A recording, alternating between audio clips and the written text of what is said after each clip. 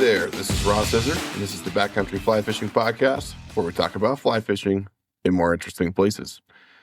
Today's interview is sort of special for me. As most of you know, I took a trip to Mongolia late last year that was wild. I've talked about it a little bit this season. I posted about it. You've all seen the pictures at this point.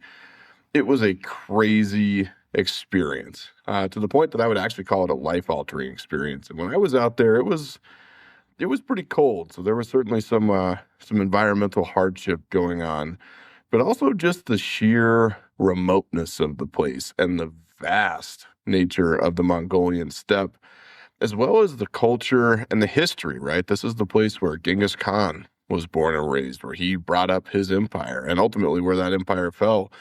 It just was a really incredible experience on the borderline of being spiritual. And I met some awesome people, did some incredible fishing, caught incredible fish, including tons and tons of taimen, Amur trout, Amur pike, Amur grayling, all sorts of stuff.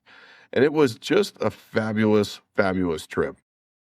And most of you know that, I get out there a lot. I'm very often in ridiculously remote places fly fishing, but some places are so different and so remote that I can't do them without help. And to make this trip happen for me to Mongolia, I went with a guide service or an outfitter called Mongolia River Outfitters, who have been operating out there for, I believe, decades, and who are really one of the only guide services that have the credentials, the experience, and the expertise, as well as the permits to fish some of these incredible, wild, ancient taimen waters. And in addition to the awesome people that I met when I was out there fishing, I met some really tremendous people from Mongolia River Outfitters, also known as MRO.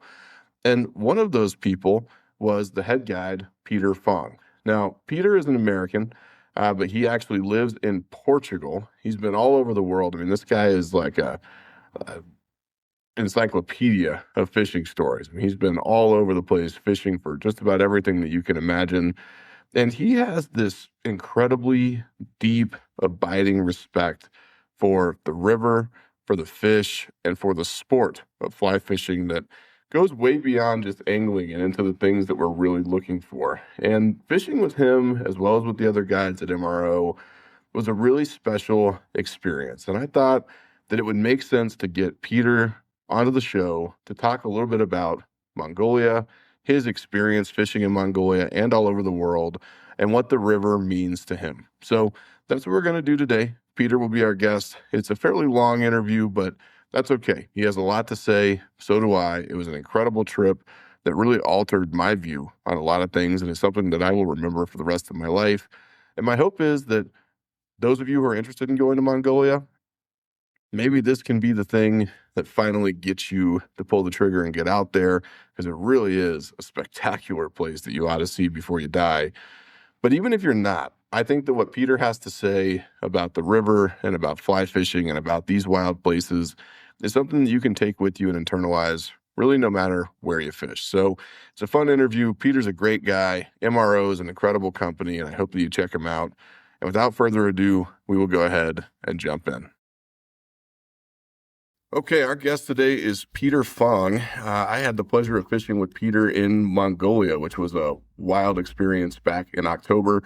I spent a bunch of time hanging out with him and a number of other guides. I spent at least, I think it was 2 days or maybe 3 days in your boat, Peter, catching a kind of obscene number of taimen, and really had an incredible time talking to him and learning about the river and learning about Mongolia and the taimen specifically.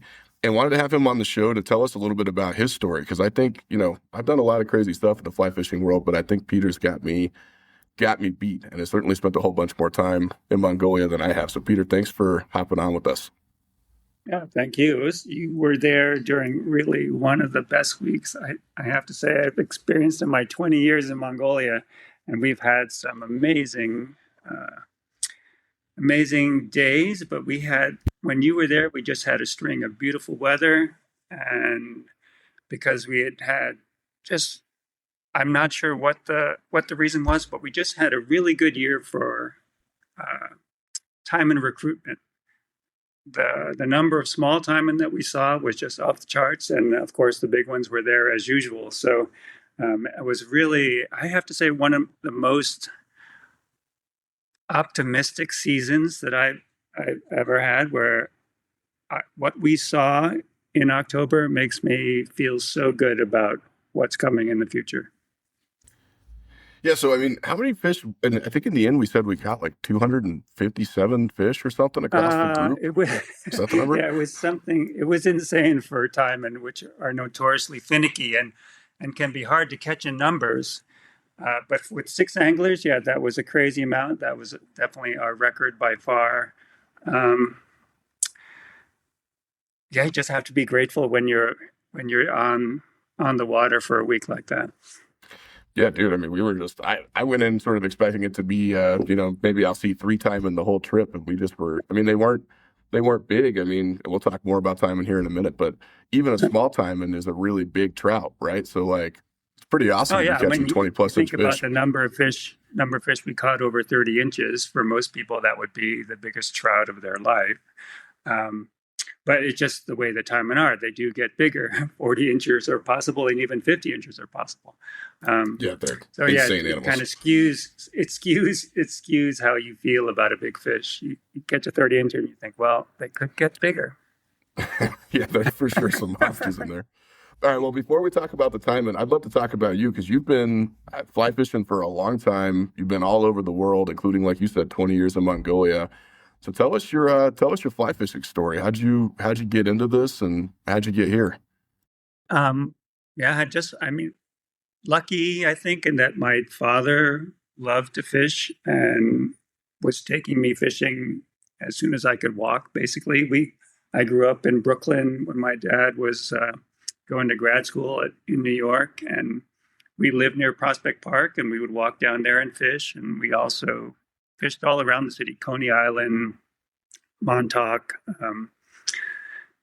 pretty much any place we could go for an hour or two on a Sunday or a Saturday when he wasn't working, we would go. And actually the first memory I have is of catching sunfish on a bamboo pole with a bobber and a worm in the lake at Prospect Park in Brooklyn.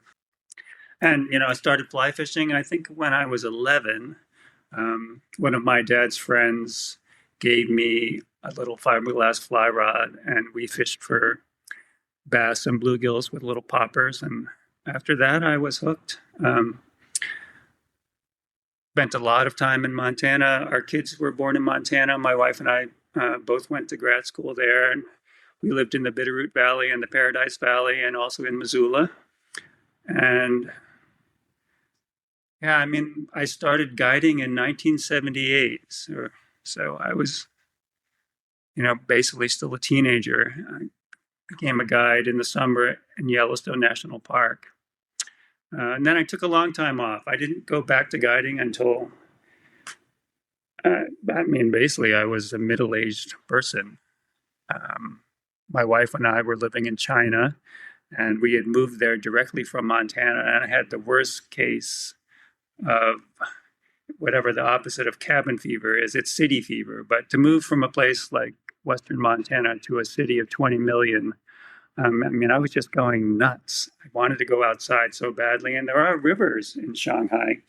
And I would actually get my rod and go down to the river riding a bicycle and talk to the other anglers and look in the water. But, I would literally see dead pigs floating down the river some days. And I would watch what the other guys were catching. They would pull up perch or carp. A lot of times they had boils on them and like open sores, and I could see oil slicks on the water. And I never actually got out my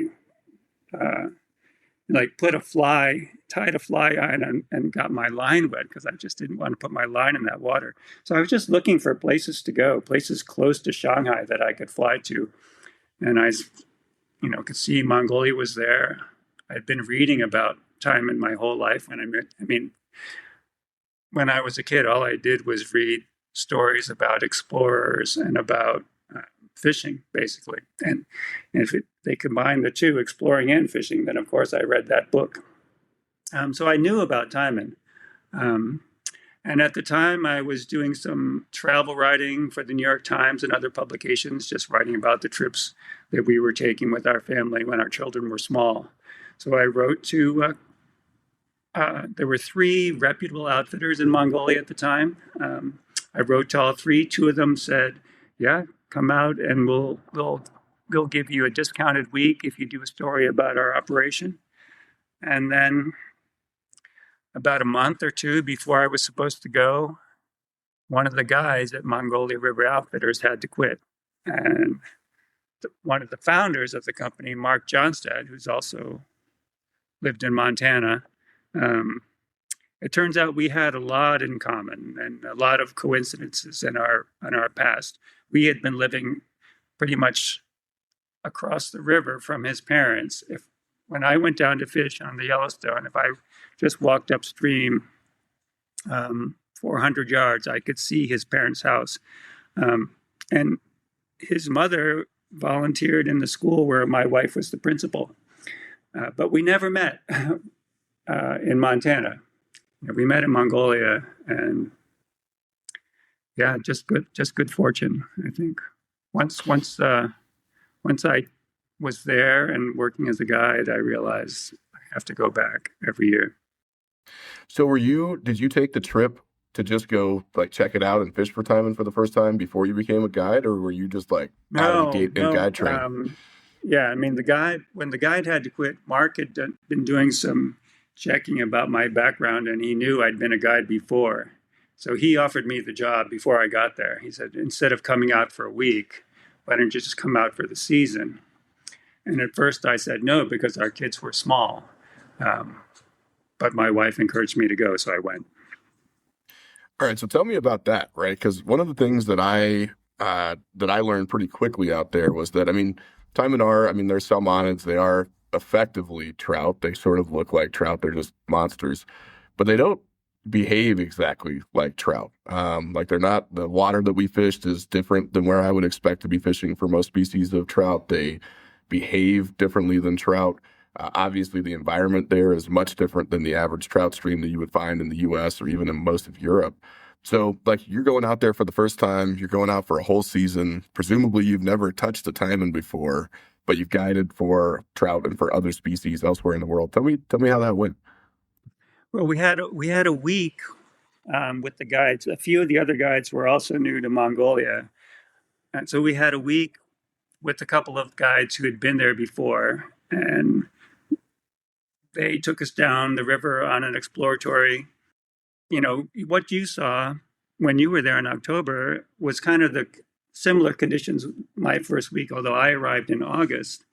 The water was low and very clear, so we could see fish. And that goes a long ways toward your education when you are seeing these big fish in the water, and you can experiment with flies, you can experiment with presentations, but obviously it takes a long time to learn. And even after 20 years now, I still feel like I'm learning things. I learned a lot, even that week when you were there, and that was the last week of the season, not the first week of the season. There, I have to say, taimen are part of why fishing for them is so addictive. Is they really have individual fish. Perhaps because they're so long-lived, they have distinct personalities, and you can, of course, make generalizations about how they're going to behave or how they're going to react to the fly, under certain conditions. But there's also fish that will surprise you. There are fish that will. Well, you saw it. You can have them hooked for a minute or two, and the hook pulls, and they'll come back for it. Not all of them, but some of them will. And there's no other trout that will do that. There's very few other predators, very few fish of any kind. Even Dorado or won't do that. I've seen marlin do it, but I can't think of a freshwater fish. I guess I've seen pike do it once or twice, but they won't come back over and over the way a taimen does when he really wants to eat. We learned so much. Yeah. Yeah, the fish are nuts, right? At one point I caught one. It was probably, I don't know, 25 inches. By taimen standards, a little fish, but by my standards as a primarily trout angler, I'm like, it's a 25-inch trout. That would make my month almost anywhere else. And I was unhooking him, and I unhooked him, and the fly was trailing out behind the boat behind us. And I threw the fish back in the water and went back to doing whatever I was doing before I pulled the fly in. And he went back and ate the fly again behind the boat, which is, I mean, that's crazy. Trout don't do that, right? Once they feel the hook, they're pretty much, they're done. But the taimen will just come back and slam that thing over and over again. They really are wild predators. Yeah, and I don't know if it's because when they're young, they need to eat a lot and grow fast. I mean, once they give up eating insects and turn to eating other fish, they grow pretty fast. Considering it's a cold water fishery. The water is cold. The average annual temperature is below freezing on these rivers where we work. So the summer season is short. By the time they get to 7 years old, they're 28 inches long. So, that's a pretty big fish. And once they get to that size, then they can start eating even bigger things. And of course, they don't grow as quickly in length, but they put on weight and they put on girth. And, once the fish get over 35, 36 inches, they can eat a 20-inch fish. Yeah, I think a lot of people don't understand how big taimen are, right? So, I caught one that was probably 38 inches when I was over there, and it was, for me, incredible. Huge fish. It was hard to pick up. But, these things, like Peter said, they get up to 50 inches. And those fish, I didn't see one in person that week, but we did see a 40-inch one, and I've certainly seen pictures of them. Peter, I'm sure you've seen tons of these. The scale of them is insane. Like, it's all, you almost think that they're not real. Like, they look like AI generated images when you see them. And they're, to Peter's point, these are old fish. How old is like a 50-inch taimen, would you guess, in a river like that? It's at least 25 years old and could be more. In hatcheries, they've lived in Russia till 60 or 70. In the wild, they probably don't live that long, but they can live at least 40 or 50 years. And so, yeah, it's like, we always talk about this, that it's not like a trout where if you catch a big rainbow, maybe he's 5 years old, maybe he's 7 years old. So he's like, he's like a weed basically. But a taimen is like a tree because he took 40 or 50 years old to get to his full size, or her full size. It's usually the females that are bigger. And so you think about all the knowledge that's in that fish's brain, and maybe they ignore some of it when they come for the fly. But they've lived through so much, and they understand a lot, I think. You can see when you look in their eyes. They don't, sometimes I look at a fish and you're just seeing a reflection. But sometimes, especially with taimen, you look in their eyes, there's depth there. There's understanding there. You pick up some fish and you can feel like they're just young they're in the peak of condition, and then they're on their way up. They're 40, 45 inches, and you can tell they're going to get bigger and stronger. Some of them you pick up, you already know this is an old person. Their head and shoulders are big, but they're already starting to taper near the tail, and they're on the downward curve. They're still feeding and they're still strong. But it's a fish that's had a long life already. You can feel it when you hold them in your hands. Yeah, and tell me a little bit about.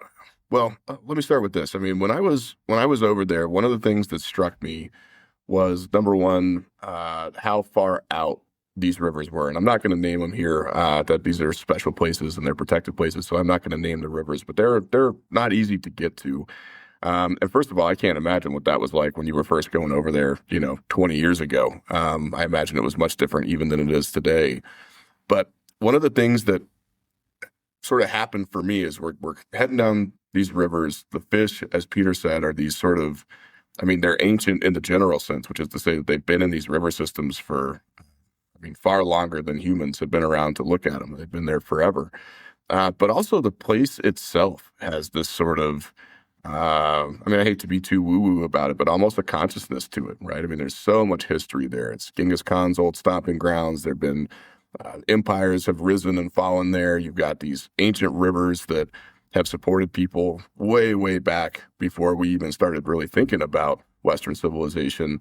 And then you have these incredible fish in there that are just, I mean, they're dinosaurs at a level that it's not an exaggeration to say that, on a level that I think a lot of people don't understand. And I would imagine, Peter, for you, the fishing is obviously special. Fly fishing is awesome. But at least for me in Mongolia, I would say, boy, at least half, maybe more of the experience was just being in a place like that, because it's really got a soul that's tangible. I mean, you can feel it. Oh yeah, I mean, I totally agree. Even the rocks, you pick up the rocks that the river has rounded in its centuries of flowing through that valley, and they even feel different in your hand somehow. Yeah, and you're totally right. It's an old landscape, and it's not wilderness the way that we think of wilderness in North America, where we exclude people. Uh, it's a wild place, but people have been living there for thousands of years. And the beautiful thing about it is they haven't screwed it up.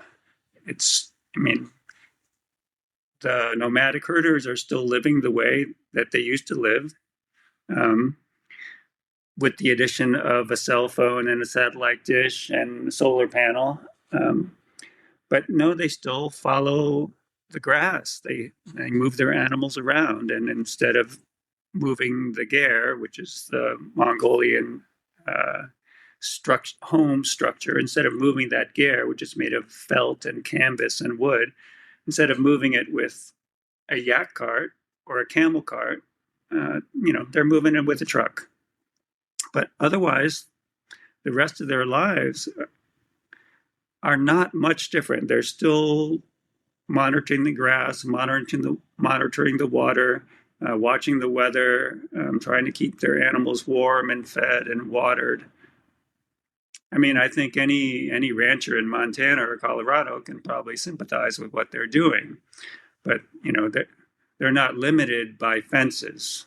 People are using the land collectively, and so they can move around, because it's not productive land. It's a harsh climate, and I mean, where we were is one of the most fertile parts of Mongolia, so the grass does grow tall there.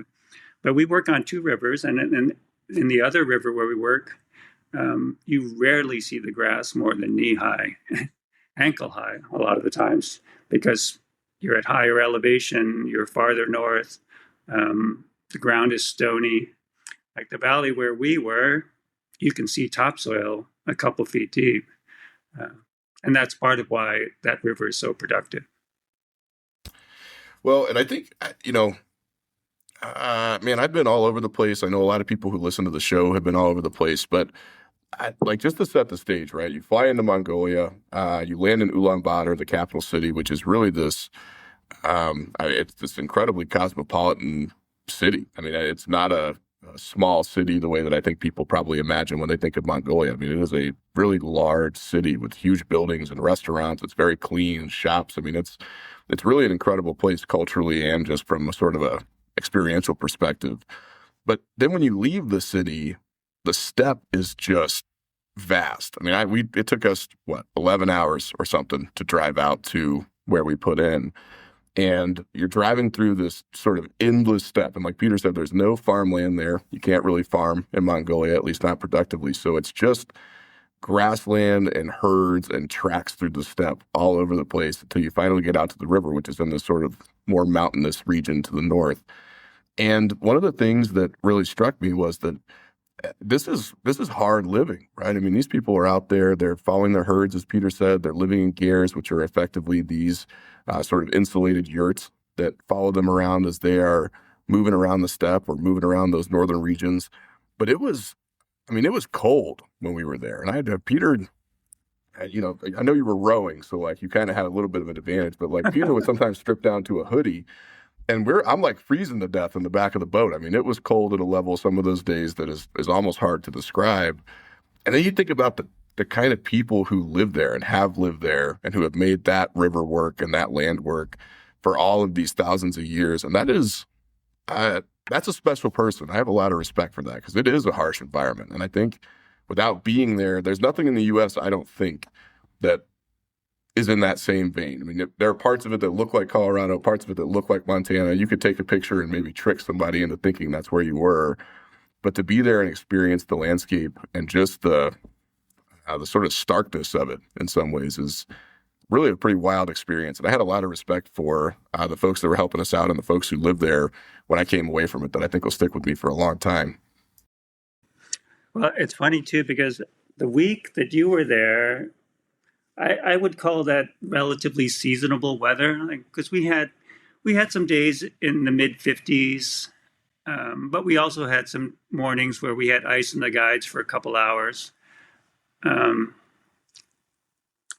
But the other thing that I think is different, like from the Rocky Mountain West, you could find those conditions in October in Montana too, where you have ice in the guides, or it's well below freezing at night, but you have a little sun. The sun still has some warmth in the day, but there's no river in the West that you can put in and float for 20 days straight, doing 15 miles a day and have good fishing every day. And that is still possible in Mongolia. That river, actually, we can go 21 days in a row, floating a different stretch every day. And, you go from, a river that's more intimate in a narrow canyon with steep banks to a big, broad floodplain with lots of braids and confluences and very deep holes. But the amazing thing to me is that you find those big fish, those 50-inch fish, all throughout that drainage. So that ecosystem is intact in a way. I don't know how to explain how rare that is anywhere in the world, to have a river like that. Where, of course, the species mix will change a little bit, but basically it's the same species, the two kinds of lennox, the taimen and the pike, that we're targeting as fly anglers. Plus all the forage species, they're present throughout. And it's so lucky to be able to see that. For me, of course, I feel very fortunate because I get to see it every season. But I really like to show it to other people, because I think, it can change your conception of what a river is and what a river does. There's no dams in that whole stretch. There's no diversion for irrigation. There's no big hotels on the bank. A lot of people say that Mongolia is like Montana without the fences. But in my mind, having spent so much of my adult life in Montana, the thing that really strikes me is it's Montana without the vacation homes and the strip malls and all those things that come with what we call progress in the States. Maybe it'll happen someday in Mongolia, but I hope not. I hope they keep that valley. And the other funny thing is that's not the only valley that's like that in Mongolia. There are other bigger rivers that you could go for more days. Maybe the fishing wouldn't be as good. We chose this particular river because of it. Its fish populations are intact. But yeah, you have to choose where you make your stand. And this one, we were trying to save this river. Yeah, I think, and man, listen, my thing is going out to places that I don't see other people, right? I love remote places. I love backcountry stuff. I love backpacking. As far away as I can get is my jam. But to Peter's point, I don't think I've ever been anywhere where you can go for that many days and cover that many miles and never see a sign of other people, right? I think maybe we saw one group of people who may or may not have been scientists or may or may not have been poachers at some point on there, like day 4.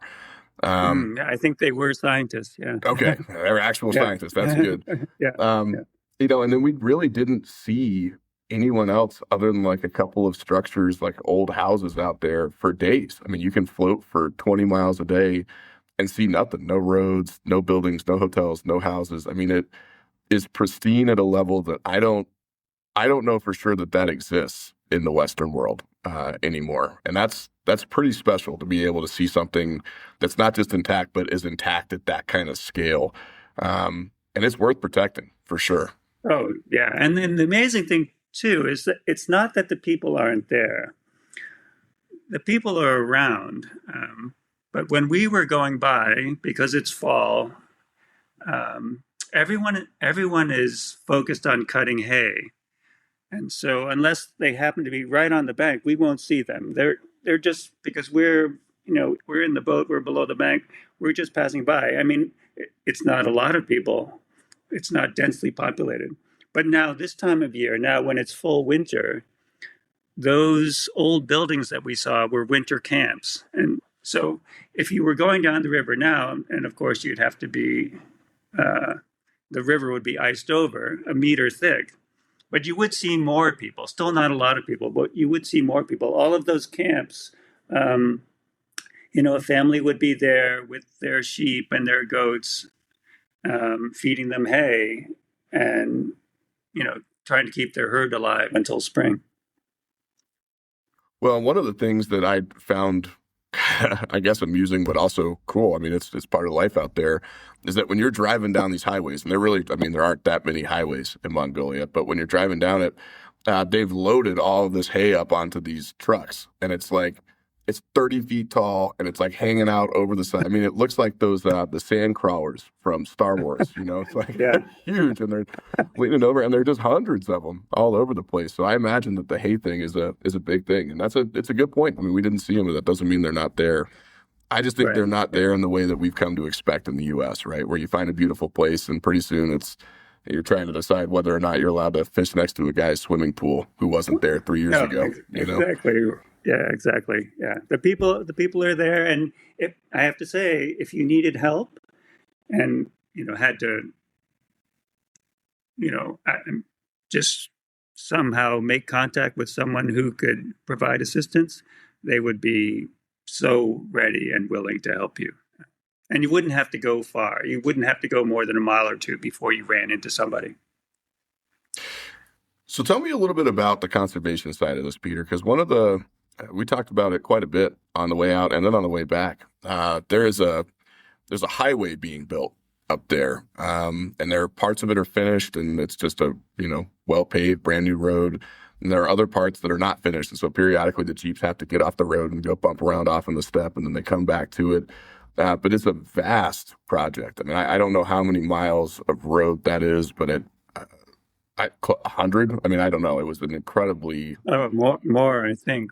Yeah. By the time they get it finished, I think the plan is that it's going to be a north-south corridor between China and Russia. So that will definitely bring development to that region, and we hope we can manage that in a good way. Obviously, for Mongolians, they should be able to enjoy their natural resources more. Historically, a lot of Mongolians didn't travel inside the country for tourism. Usually, if they would go someplace else. But another place that I visited this summer for the first time, because usually when I'm working, I don't have time to see other parts of Mongolia. I went to a river out in the west in the Altai, and I had been talking to some scientists before we got there, and they had been there a few years ago studying 2 rare species of fish. And they said, yeah, we were there in the end of the summer. We didn't see anybody. It seemed like empty countryside. And then when we got there this year in August, we literally saw hundreds of people there. And I did some research on that, and I found out that during the pandemic, when the borders were closed and people couldn't travel outside the country, there was, some social media influencers in Mongolia who went to this place, and it's incredibly beautiful. There's big mountains and glaciers, and the rivers and mountains and lakes are all beautiful there, and especially in the fall, because when the large turn color and the birch turn color. Yeah, it's an amazing place. And that started a trend of Mongolians going to this place. So we have the data of vehicles that enter into the park, because this is a national park, the place that we went to. And actually part of where we were in October is also a national park. And the number of entries went from a few hundred to over 10,000 in just a few years since the pandemic. So, I mean, that kind of change is coming to Mongolia. You can't stop it. But for now, they're doing a good job with managing it. The Nature Conservancy is working with the national government. They have this plan to protect 30% of the country by 2030, and they're well on their way there. That's awesome. And I think, and I hate to make it a political thing, but I'm a political guy, so I have to say this. One of the fascinating things about Mongolia is as far as its sheer scale goes, it's this vast country. And to Peter's point, you have this crazy mix of sort of folks living in this metropolitan center, and then the folks living nomadic lives, and then folks out in the rural areas, and then you have the conservation questions, and it's all happening sandwiched between China and Russia. There's no way out of Mongolia that doesn't involve going through China and Russia, or flying over them at least. And so they're trying to figure out how to make this work, and the entire country is governed by a single legislature of, I think it's 75 people or 76 people. I'll have to go back and check. But I think it's more than that. They just expanded it, I think. Oh, okay. Well, but either way, right? I mean, it's like, imagine if you had Congress in the U.S. attempting to manage this piece of land this size, as opposed to having the states and the counties do it. And I know they have some subdivisions too, but it really is an extraordinary undertaking for a country that is up and coming, is growing, is developing, I think, in the right ways, at least from what I saw. But it's really kind of a cool, I guess, a social experiment, but also a test of what conservation means in these places, to watch them try to navigate growth, which, like you said, Peter, you can't stop, but also protecting these really incredible places that don't exist anywhere else, and these fish that don't exist anywhere else. Yeah, I mean, and it hasn't been a completely smooth road when we say they're a young democracy, this is dating from like the mid 90s, so really 30 years, and they have had trouble with with corruption, with bribery, with all the things that afflict democracies new and old.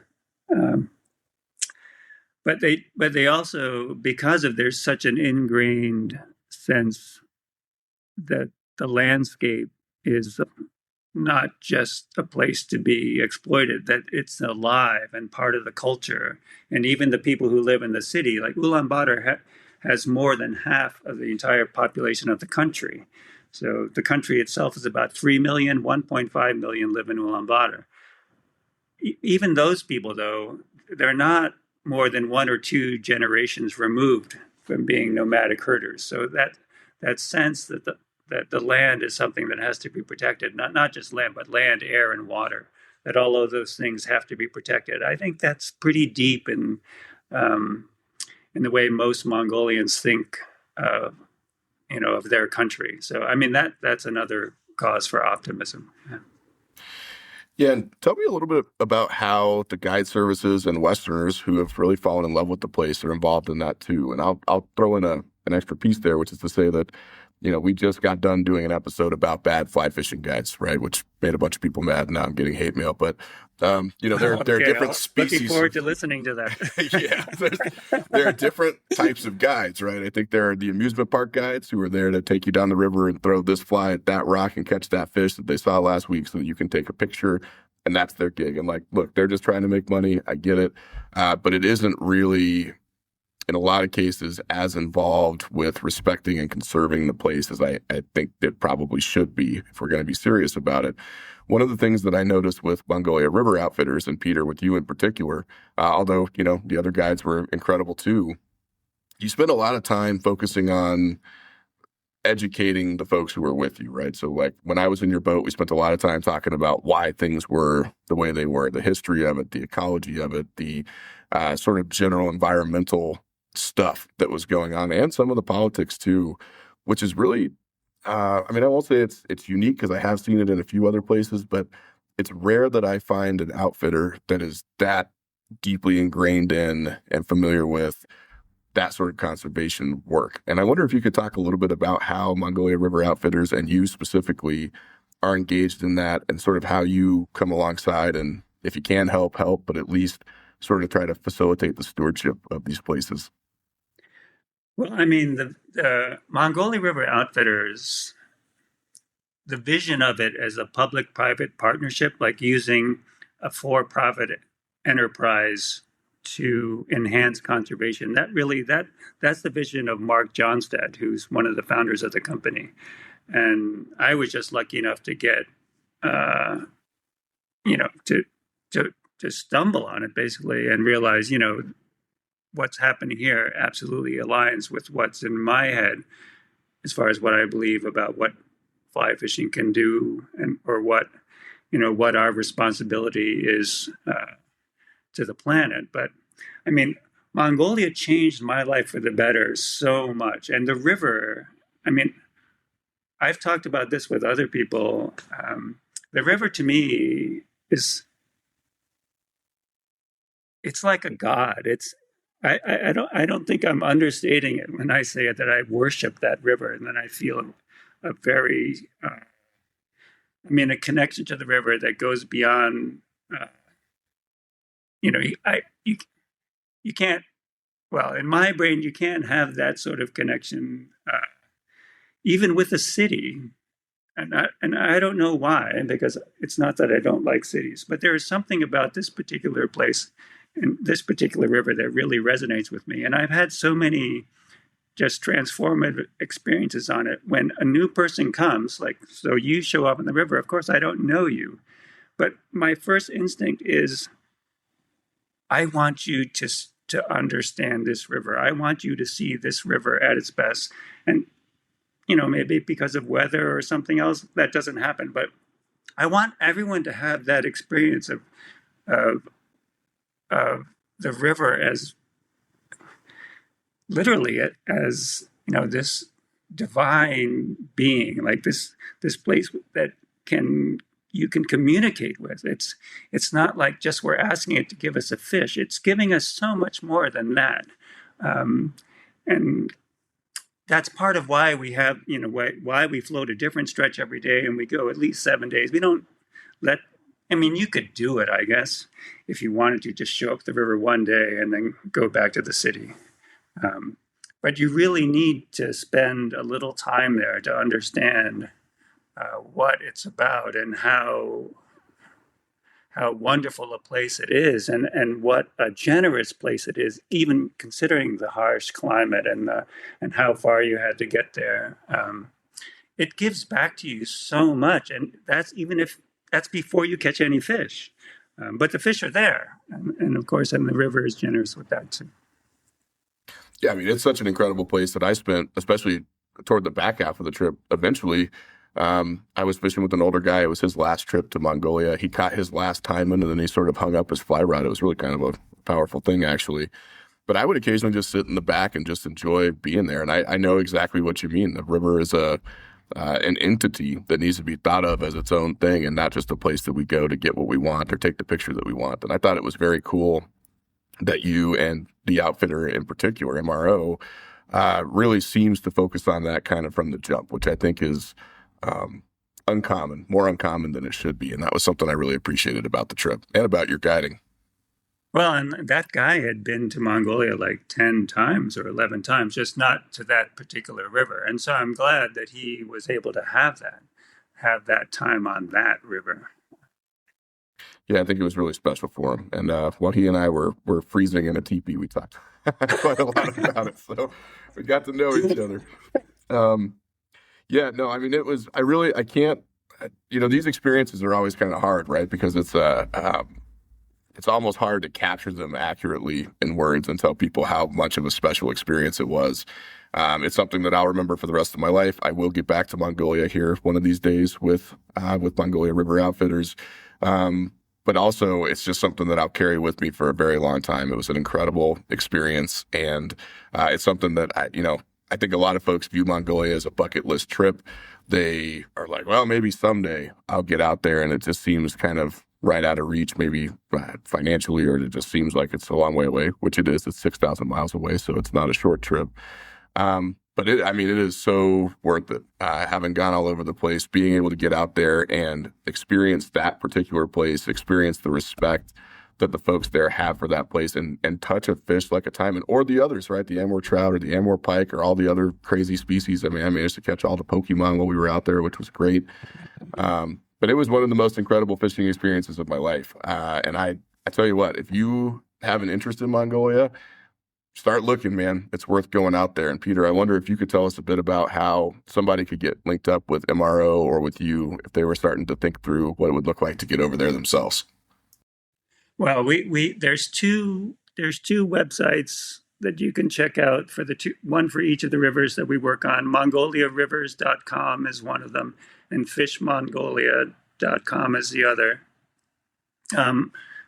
People can email me directly if they want. I don't know how you can post my email address on the website, but you're welcome to. And I'm happy to talk to people about Mongolia and what they can expect there. I think, it's funny. We get a lot of people who come back multiple times, 3, 4, 5, and like the guy we're talking about, 10 times, especially between the two rivers. People will come in different seasons. One of the rivers we work on, the season starts in June, so you can fish during the summer when it's warm and the days are really long. And of course, the river that you visited, that's a fall fishery, so you can come when the leaves are turning, or you can come for that last week when it's getting cold and the fish are feeding like crazy because they know winter's coming, and you experience a different kind of beauty. I mean, the river, when the leaves are all down and the grass is turning golden, it's a very stark beauty, and you can just imagine what it's going to be like in another 2 months when daily temperatures are going to be 20 below and there's not a cloud in the sky. It's just blue, and the river becomes a highway. People can drive on it because the ice is so thick. That there's a lot of variety to be had in Mongolia. When you think of Mongolia, it's not like it's just one experience. There's so many different ways your trip can play out, and I think that's part of why people end up coming back multiple times. They'll come back during one season and they'll say, well, I'm going to try the different river in a different season. Like maybe I should come during the stonefly hatch so I can dry fly fish for Lennox, or maybe I want to come at the peak time for big fall streamers, or when we need to use sinking lines all day, or there's variety of fishing is really even the pike. A lot of people think of the pike as the afterthought, but that's an endemic species. It's not like the pike you'll catch in North America. They can go over 40 inches. They jump. They're really impressive fish. Some people come just for the pike, and then the more rare species of Lennox, which we call the Amur trout. This year we caught some of the biggest ones I've ever seen. I mean, these fish were close to 30 inches, and their shoulders are so big and they're so beautiful. They have bronze sides and big spots. You can go online, Google Amur trout, and you'll see some pictures of these fish. They're just incredible fish. They're more rare than taimen, and a lot of anglers are happier to catch one of those than they are to catch a big taimen. Yeah, I mean, I was lucky to catch one of those trout, and I remember I was in your boat that day, and you jumped out. That was the most excited I saw you all week, actually. Yeah, that's funny. It doesn't get old to me. I am definitely not jaded about individual fish in Mongolia, and I guess when that starts to happen to me, maybe I'll know I should give it up. But no, I still get really, you could see, I still get really excited. I practically levitate when someone gets a big fish on. And then I just, I want, I want all the anglers to have success. But I also love to see the fish myself. I love putting the fish in the net and taking the picture and, just admiring it. And then this year, the week before you got there, or actually it was a couple weeks before you got there, we were putting tags in fish, acoustic tags, so that we can monitor their movements. The taimen we know are very, they're migratory, but they're also, the amount they move in a season really varies by individual. You have some fish that are home buddies they'll just stay in the same pool or like the same 1 or 2 kilometers of river for an entire year. Other ones will go at least 100 kilometers in a calendar year.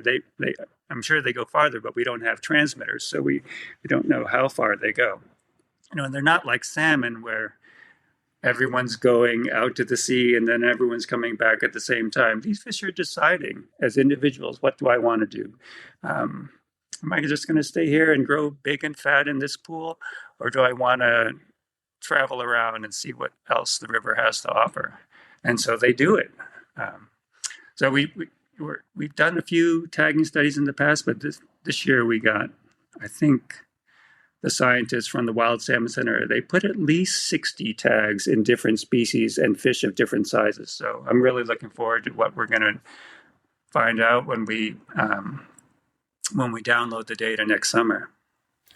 That's awesome. Yeah, I mean, I'm hoping to get back, maybe not next year, but maybe the year after that, and see if we can put that data to use. Go catch some more. The good thing is you came the first time when you were young, so that gives you time to come back. I have to say that's one thing about waiting. I mean, I don't like the whole idea of a bucket list.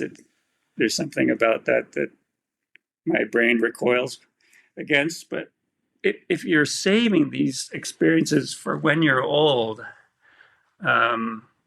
it kind of precludes the opportunity to go back. And that happened during the pandemic. We did have some older guests who were thinking, oh, I'm going to come back. And then through no fault of their own, the borders were closed. They didn't come back. And then, when you're in your 70s or 80s, 2 years can make a big difference in whether you can make a trip to Mongolia or not. So they didn't make it back. And that, to me, that's sad.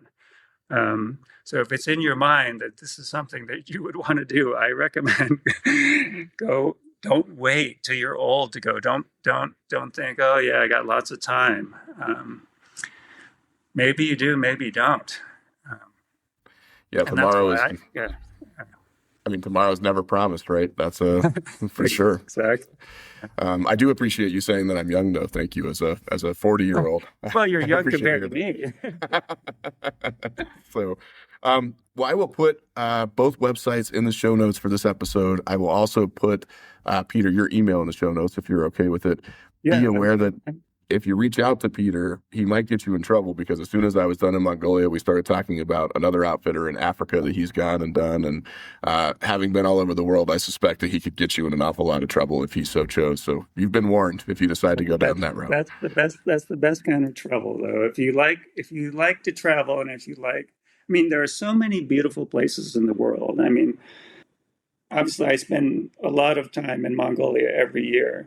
But even so, I'm always dreaming about other places there are. And it doesn't have to be fishing, but I'm also crazy about fishing. So if I can combine going to a beautiful place and fishing, that's heaven for me. Why wouldn't I do it? It's so much fun. Yeah, I mean, and there's no shortage of fish to catch in incredible places. So, I mean, you could spend your whole life on that and probably only never touch it. And you learn so much, not just about the fish, but the birds and the plants and the people and the food, I have to say, too. I'm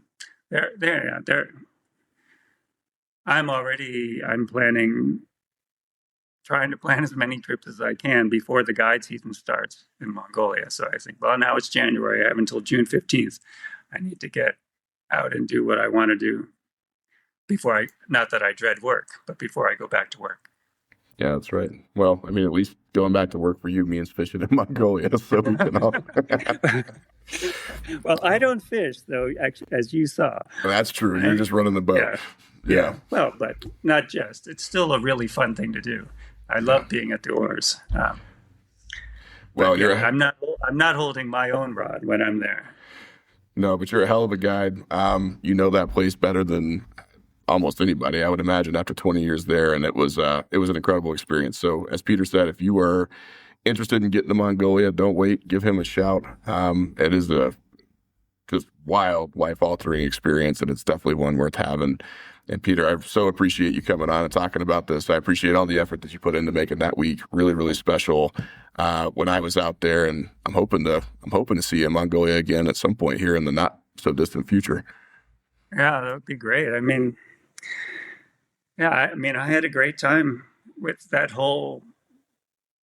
Yeah, I mean, you didn't know any of those guys before you got there, right?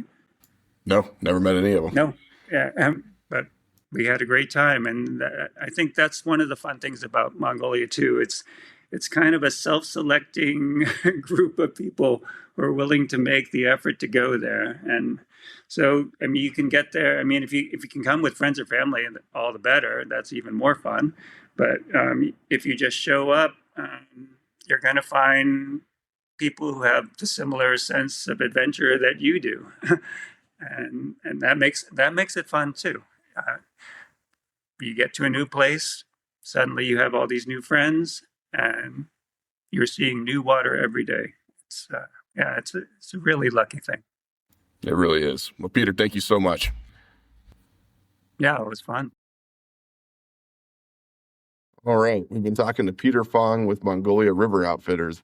And as you can tell, he is just a wealth of knowledge when it comes to these places and specifically about Mongolia. And it was a real pleasure to have him on the show. It was a real pleasure to be in Mongolia with MRO. And I really hope that if you were looking at taking one of these trips, which is really a once-in-a-lifetime experience, that you will look up Peter, look up Mongolia River Outfitters. And if you're going to go out there, make sure you do it right with the right folks, the right companies, so that you can have the kind of wild experience that you need to really get the most out of going out there and hunting taimen. So hope you're having a great week, guys. The upload schedule's been a little crazy recently because my life has been a little crazy, but we will be back with one more interview episode before we close out season 5.